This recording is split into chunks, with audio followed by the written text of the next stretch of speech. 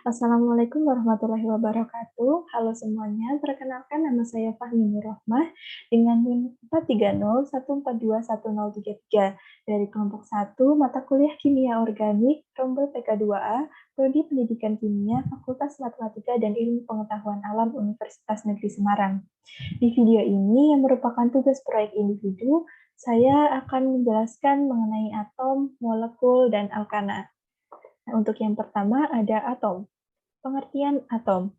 Atom diambil dari bahasa Yunani atomos, yang artinya tidak dapat dibagi-bagi. Nah, beberapa ahli mengemukakan pendapatnya. Yang pertama ada Leukipus dan Demokritus. Atom merupakan bagian terkecil dari suatu materi yang tidak dapat dibagi lagi menjadi bagian-bagian tertentu. Dan yang kedua ada dari John Dalton. Atom merupakan partikel terkecil daripada suatu zat yang tidak dapat diuraikan lagi. Dan yang ketiga ada Joseph Jam Thomson. Atom merupakan bola yang bermuatan positif dan dikelilingi oleh elektron seperti kismis. Dan yang keempat ada Ernest Rutherford. Atom merupakan partikel yang terdiri atas neutron dan proton serta dikelilingi oleh elektron. Selanjutnya ada struktur atom. Yang pertama ada inti atom, tersusun dari proton dan neutron.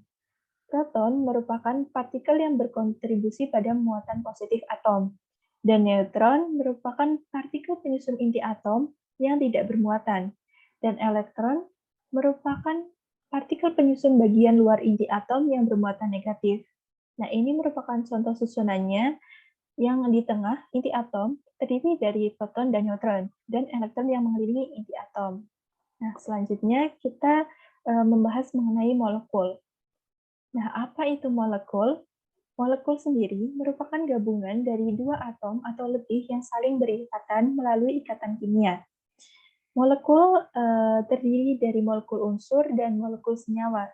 Molekul unsur merupakan molekul yang tersusun dari atom-atom yang sejenis. Contohnya O2 yang tersusun dari oksigen dan H2 yang tersusun dari hidrogen. Nah, selanjutnya ada molekul senyawa. Molekul yang tersusun dari atom-atom yang berbeda jenisnya. Contohnya H2O yang tersusun dari atom hidrogen dan atom oksigen. Selanjutnya, bentuk molekul. Bentuk molekul menggambarkan kedudukan atom-atom dalam suatu molekul. Ada dua teori yang menggambarkan bentuk molekul. Yang pertama ada teori domain elektron atau VSEPR dan teori hibridisasi. Yang pertama, kita akan membahas mengenai teori domain elektron atau VSEPR. Teori domain elektron adalah suatu cara meramalkan bentuk molekul berdasarkan tolak-menolak elektron-elektron pada kulit luar atom pusat. Disebut juga teori tolakan pasangan elektron atau VSEPR. Nah, rumusnya itu ada A, X, N, EM. A itu atom pusat, X itu domain elektron ikatan, N itu jumlah pasangan elektron ikatan, E itu domain elektron bebas, dan N jumlah pasangan elektron bebas. Nah, contoh yang ada di sini itu CH4 ya, teman-teman. Untuk atom pusatnya itu C, yang mengikat 4 atom hidrogen. Nah, yang X ini kan menunjukkan domain elektron ikatan. Jadi pada CH4 ini terdapat 4 pasangan elektron ikatan dan tidak ada elektron bebasnya ya teman-teman. Jadi rumusnya itu AX4. Nah, kita lihat pada tabel di sini AX4 itu geometrinya berbentuk tetrahedral. Jadi untuk CH4 itu merupakan tetrahedral bentuk geometrinya. Untuk yang selanjutnya ada teori hibridisasi. Hibridisasi adalah proses pencampuran orbital-orbital atom membentuk orbital baru dengan tingkat energi yang berada di antara orbital-orbital yang dicampurkan. Kita ambil contoh lagi, itu CH4. Nomor atom C itu 6 dan atom H itu 1. Nah, konfigurasi atom C itu merupakan konfigurasi atom C itu 1s2, 2s2, dan 2p2. Untuk yang pertama, kita menggambar keadaan dasarnya. Menggambar masing-masing orbital 1s2, 2s2, dan 2p2. Selanjutnya, pada keadaan tereksitasi itu orbital elektron pada orbital 2s2 itu pindahkan ke orbital 2p sehingga di orbital 2p terisi semua. Dan selanjutnya ini keempat orbital yang memiliki elektron tidak berpasangan akan berikatan dengan masing-masing elektron dari atom H, sehingga nantinya akan berpasangan dan terhibridisasi membentuk orbital sp3. Nah, kita lihat pada tabel yang di kanan, untuk orbital hibrida sp3, bentuknya itu tetrahedral. Jadi, untuk teori domain elektron VSEPR dan teori hibridisasi untuk CH4 itu bentuknya sama ya, tetrahedral teman-teman. Untuk selanjutnya ada gaya antar molekul. Gaya antar molekul adalah ikatan atau gaya tarik-menarik di antara molekul yang satu dengan molekul yang lainnya. Di sini gaya antar molekul ada ikatan hidrogen dan gaya van der Waals. Untuk yang pertama, kita akan membahas tentang ikatan hidrogen. Nah, ikatan hidrogen adalah gaya tarik-menarik antar molekul yang terjadi antara atom H dengan atom yang memiliki keelektronegatifan besar seperti F, O, dan N. Nah, ikatan hidrogen ini lebih kuat dibandingkan dengan gaya antar molekul yang lain dan sangat sulit diputuskan, sehingga senyawa yang di dalamnya terdapat ikatan hidrogen umumnya memiliki titik didih yang sangat tinggi. Contoh dari ikatan hidrogen adalah ikatan molekul CH3OH. Nah, ini yang ada pada gambar di kiri ya teman-teman. Ini CH3OH dengan CH3OH yang lain. Nah, ikatan antar molekul ini terjadi antara atom O dengan atom H pada dua molekul. Nah, ini atom O pada CH3OH yang satu dengan atom H pada CH3OH yang lain. Nah, inilah yang disebut sebagai ikatan hidrogen. Contoh yang lain yang ada di sini ini merupakan molekul H2O yang berikatan dengan molekul H2O yang lain. Nah, ikatan hidrogen di sini itu terjadi antara atom O dengan atom H pada molekul H2O yang lain. Nah, ini ikatan hidrogen ya, teman-teman, antara atom H dengan atom yang memiliki keelektronegatifan besar, seperti FO dan N, yang kita contohkan pada O ya, teman-teman, oksigen. Untuk yang selanjutnya ada gaya van der Waals. Nah, gaya van der Waals juga terbagi menjadi beberapa gaya. Yang pertama ada gaya dipol-dipol atau dipol permanen. Nah, terjadi antara molekul kovalen polar dengan molekul kovalen polar. Contohnya HCl dengan HCl. Nah, molekul HCl merupakan molekul kovalen polar, di mana H ini memiliki kutub parsial positif, dan Cl memiliki kutub parsial negatif karena memiliki keelektronegatifan yang lebih besar daripada H. Nah, di sini Cl dari molekul HCl akan mengalami tarik-menarik atau mengalami gaya dipol-dipol dengan atom H dari molekul HCl yang lainnya. Karena tadi ya Cl dari HCl yang ini kan negatif dan akan tarik-menarik dengan H dari HCl yang lain, seperti itu. Nah, untuk yang kedua ada gaya dipol-dipol terimbas atau terinduksi. Gaya ini terjadi antara molekul kovalen polar dengan molekul kovalen nonpolar. Contohnya HCl dengan H2. Nah, HCl ini merupakan tadi ya molekul kovalen polar dengan H sebagai kutub parsial positif dan Cl sebagai kutub parsial negatif. Selanjutnya di sebelah kanan ada molekul H2 yang merupakan kovalen nonpolar dan tidak memiliki kutub parsial positif ataupun negatif. Nah, karena HCl ini memiliki kutub parsial positif dan negatif, maka ketika mendekat dengan H2 akan timbul dipol sesaat. Nah, sehingga H2 memiliki kutub sesaat ya teman-teman. Nah, ini gaya ini juga disebut dengan gaya dipol sesaat karena akan terjadi jika dua molekul berdekatan. Nah, ketika berjauhan, maka dipolnya akan hilang, teman-teman. Untuk yang ketiga, ada gaya ion dipol. Terjadi antara senyawa ionik dan molekul polar. Contohnya NaI dengan H2O. Nah, ion Na dari NaI ini akan mengalami gaya tarik-menarik dengan oksigen yang terdapat pada molekul H2O, di mana dalam molekul H2O, oksigen merupakan ujung parsial negatif. Sedangkan ion I, imin dari NaI, akan mengalami gaya tarik-menarik dengan hidrogen yang terdapat dalam H2O, di mana hidrogen dari molekul H2O ini memiliki ujung parsial positif. Seperti itu, teman-teman. Yang selanjutnya ada gaya dispersi atau London. Terjadi antara molekul kovalen nonpolar dengan molekul kovalen nonpolar. Contohnya H2 dengan H2. Nah, molekul H2 ini pada awalnya tidak memiliki kutub parsial positif ataupun negatif, karena bersifat nonpolar ya teman-teman. Namun karena sifat elektron itu senantiasa bergerak, maka pergerakan elektron dalam suatu atom dapat mengakibatkan tidak meratanya distribusi elektron, sehingga mempunyai sisi dipol dengan muatan lebih negatif dari sisi yang lain, dan terbentuk dipol sesaat. Nah, adanya dipol sesaat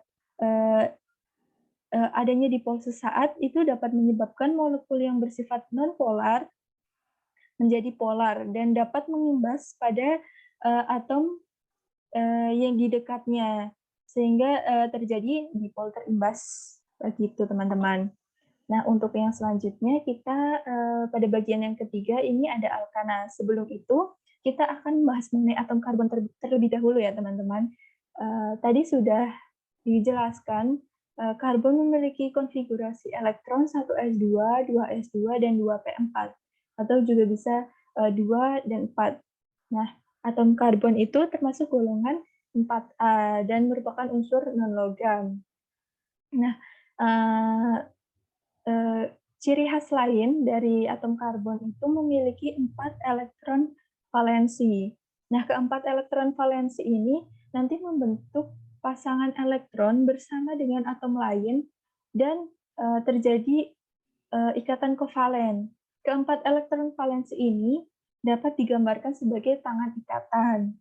Nah, yang selanjutnya ada atom karbon itu relatif kecil. Nah, ini mengakibatkan jarak antara elektron terluar dengan inti relatif dekat, sehingga ikatan yang terbentuk akan kuat seperti itu. Dan yang terakhir ada atom karbon dapat membentuk rantai karbon. Selain dengan atom H, atom karbon juga dapat berikatan dengan sesama atom karbon. Semakin banyak atom karbon yang berikatan, maka semakin banyak rumusnya. Contohnya pada alkana itu C5H12, teman-teman. Untuk yang selanjutnya, ikatan pada atom karbon. Yang pertama ada ikatan jenuh atau ikatan tunggal. Pada ikatan ini, masing-masing atom karbon akan memberikan sebuah elektron. Hal itu akan menyebabkan sepasang elektron milik bersama. Ini kan C di sini memberikan satu elektron ke C di sini juga memberikan satu elektron, sehingga terjadi ikatan tunggal seperti itu, teman-teman. Untuk yang kedua ada ikatan tak jenuh atau ikatan rangkap. Nah, di sini dua buah atom karbon memberikan lebih dari satu elektron. Nah, hal ini akan menyebabkan memiliki ikatan yang lebih dari satu. Contohnya di sini, C yang di sini memberikan 2, dan C yang di sini memberikan 2, sehingga terdapat 2 ikatan. Di sini garisnya 2 ya, teman-teman. Kalau yang di sini, C di sini memberikan 3, yang di sini memberikan 3. Jadi garis ikatannya 3. Ini ikatan rangkap 3, dan ini ikatan rangkap mohon maaf, ini ikatan rangkap 2 dan ini ikatan rangkap 3, seperti itu. Untuk yang selanjutnya, ada bentuk rantai karbon. Yang pertama ada rantai terbuka atau alifatik. Rantai rantai ini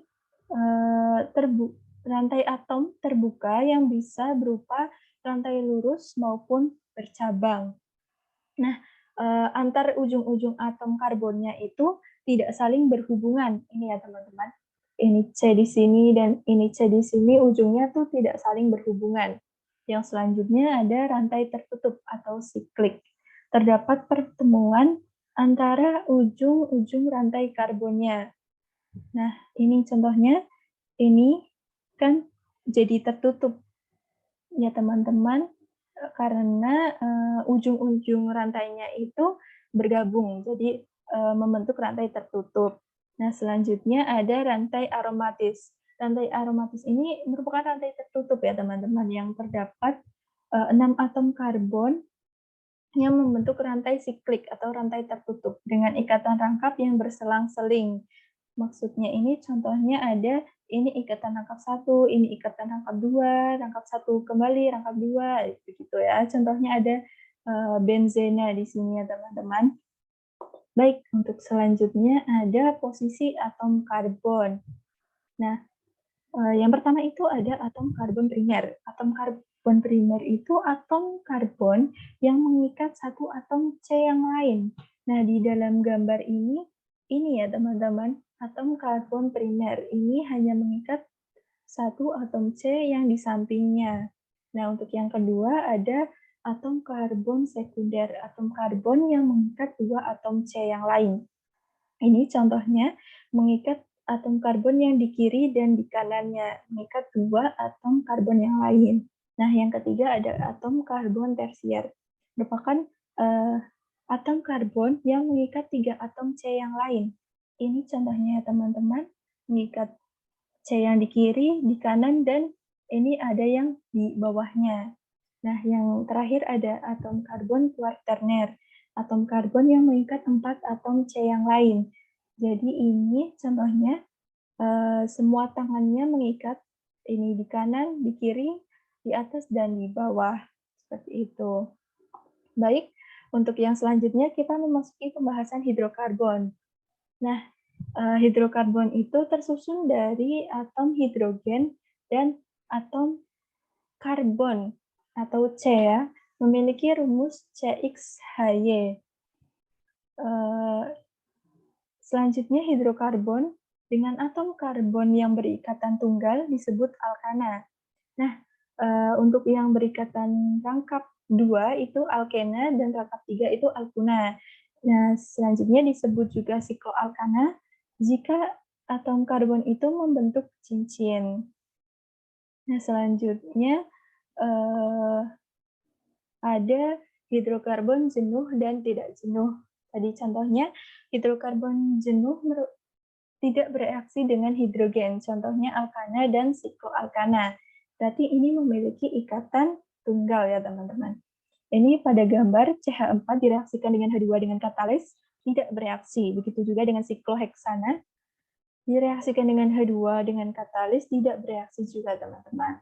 Selanjutnya yang kanan ini ada hidrokarbon tidak jenuh, bereaksi dengan hidrogen dan menghasilkan produk yang jenuh. Contohnya ada etilena, ini golongan alkena ya teman-teman, direaksikan dengan H2 dengan katalis Ni menjadi etana, tadi hidrogen jenuh golongan alkana. Baik, selanjutnya ada sejarah tata nama organik. Nah, pada pertengahan abad 19, banyak senyawa organik yang tidak diketahui strukturnya. Pada waktu itu, nama-nama itu bersifat ilustratif, yakni menyeratkan asal-usul atau sifatnya. Beberapa senyawa dinamai menurut nama sahabat atau ahli kimia yang pertama menemukan senyawa itu. Misalnya, asam barbiturat berasal dari nama wanita Barbara. Pernah asam karboksilat diperoleh dari penyulingan semut merah dan dinamai asam formiat dari kata Latin formica atau semut. Nah, nama-nama ini biasa disebut nama trivial atau nama lazim. Nah, untuk menghadapi meledaknya sejumlah senyawa organik yang yang dinamai dengan nama kuno yang aneh, nama kuno dan aneh, mohon maaf, pada akhir abad 19, ahli kimia organik memutuskan untuk mensistematiskan tata nama senyawa organik untuk menghubungkan nama senyawa dan strukturnya. Nah, sistem tata nama yang telah dikembangkan disebut nama Genewa atau sistem UPAC atau International Union of Pure and Applied Chemistry. Itu merupakan organisasi yang bertanggung jawab meneruskan perkembangan tata nama kimia. Selanjutnya, kita masuk ke alkana. Alkana itu merupakan hidrokarbon alifatik jenuh, yaitu hidrokarbon dengan rantai terbuka dan semua ikatan karbon-karbon merupakan ikatan tunggal atau ikatan sigma. Selanjutnya, rumus umum dari senyawa alkana itu CnH2n plus 2. Nah, struktur rantai alkana dapat berupa rantai lurus dan dapat pula berupa rantai bercabang. Nah, alkana sukar bereaksi dengan zat lain atau kurang reaktif sehingga disebut dengan parafin. Selanjutnya ada tata nama senyawa alkana. Nah, seperti yang kita ketahui, untuk C-nya yang berjumlah 1 itu metana, C yang berjumlah 2 itu etana, C3 itu propana, C4 itu butana, C5H12 itu pentana, dan seterusnya ya teman-teman, seperti pada tabel ini. Dan untuk menunjukkan nama cabang, digunakan nama gugus yang sesuai dengan jumlah C-nya. Nah, ini contohnya, nama cabang itu untuk C yang 1 namanya metil, namanya itu sama ya dengan yang alkana tadi, cuma diganti ana menjadi il. Contohnya metil, etil, propil, seperti itu ya teman-teman. Dan untuk rantai samping yang bercabang, ini ada penamaan lain. Contohnya, beberapa contohnya itu ada isopropil. Nah, biasanya kan propil itu lurus ya teman-teman, tapi ini kan bercabang jadi isopropil. Dan ini yang lain itu ada isobutil, sekunder butil, dan tersier butil. Nah, selanjutnya ini ada tata cara penamaan. Yang pertama menomori atom-atom pada rantai karbon terpanjang. Yang kedua, penomoran selalu dimulai dari ujung rantai terpanjang dan terdekat dengan atom karbon yang mengandung gugus alkil. Dan yang ketiga, jika terdapat beberapa gugus alkil, maka penamaannya sesuai abjad. Yang keempat, jika terdapat 2 atau lebih nama cabang yang sama, bisa digabungkan dengan ditambah awalan di, tri, tetra, penta, heksa, dan seterusnya. Dan yang terakhir, jika terdapat substituen lain, misalnya halogen, diurutkan berdasarkan kereaktifannya FClBrI, dan rantai utama mengandung halogen dengan urutan penomoran terkecil. Nah, contohnya yang ada di bawah ini ya, teman-teman. Kita menomori atom dengan rantai karbon terpanjang. Ini yang terpanjangnya itu ada 1, 2, 3, 4. Jadi butana. Dan ini ada cabang metil. Nah, penomoran cabang itu dari penomoran yang terkecil. Ini 1, 2. Nah, kalau dari kanan kan 1, 2, 3. Jadi kita mengambilnya yang terkecil 2 ya, teman-teman. 2 metil butana. Nah, yang kedua ini cabangnya ada 2 dan sama-sama metil. Jadi penamaannya menjadi 2,3 dimetil butana. Yang selanjutnya, ini rantai terpanjangnya ini ada 5. Dan cabangnya ada metil, dan ini C2 ini etil ya teman-teman. Jadi penamaannya menjadi 3 etil sesuai abjad ya, 3 etil, E dulu, baru metil. 3 etil, 2 metil pentana. Nah, contoh yang tadi rantai samping bercabang ini, contohnya ada 3 isopropil, 2 metil pentana ya teman-teman. Ini nomor 2 metil dan isopropilnya di yang ketiga. Jadi 3 isopropil, 2 metil pentana. Nah, contoh substituen lain, contohnya ini ada 2 bromo 4 metil heksana. Nah, ini rantai terpanjangnya itu 1, 2, 3, 4, 5, 6. Nah, kalau ke sini kan 5, tapi kalau ke sini 6. Jadi kita ambil yang terpanjang. Jadi heksana. Nah, penomorannya dari nomor yang terkecil.